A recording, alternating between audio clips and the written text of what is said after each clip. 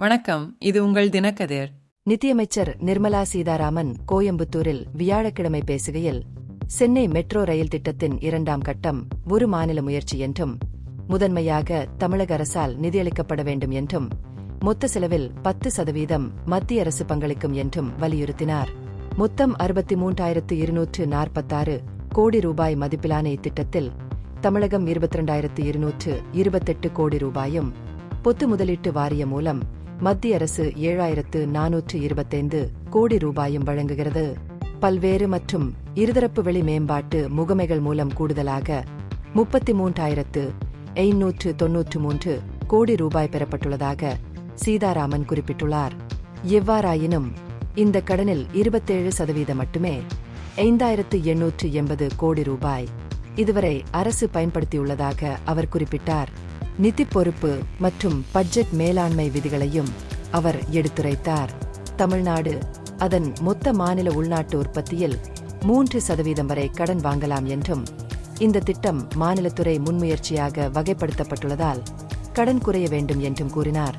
மத்திய அரசிடமிருந்து போதிய நிதி இல்லை என தமிழக அரசின் விமர்சனத்திற்கு பதிலளித்த சீதாராமன், 2015ஆம் ஆண்டு தொடங்கிய சென்னை மெட்ரோ ரயில் திட்டத்தின் முதல் கட்டம் 54 கிலோமீட்டர் தூரத்தை கடந்து மத்திய துறை திட்டமாக 60% நிதியுதவியுடன் வெளிக்கடன்கள் மூலம் தொடங்கப்பட்டது என்று விளக்கினார்.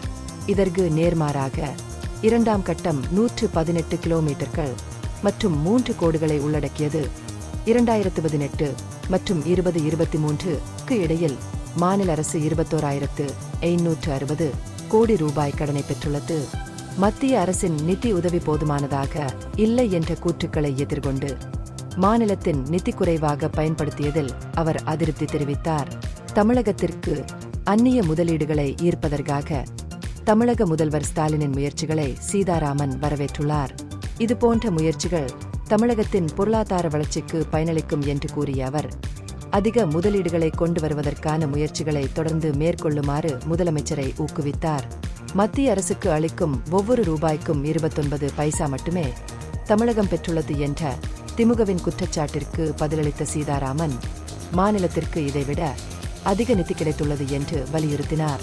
தமிழ்நாட்டின் நிதியமைச்சர் உறுப்பினராக உள்ள ஜிஎஸ்டி கவுன்சிலில் முடிவுகள் ஒருமித்த கருத்து மூலம் எடுக்கப்பட்டவை என்றும், ஒருதலை பட்சமாக அல்ல என்றும், மாறுபட்ட கருத்துக்களை ஓரங்கட்டுவதற்கான எந்த குற்றச்சாட்டுகளையும் நிராகரிப்பதாகவும் அவர் தெளிவுபடுத்தினார்.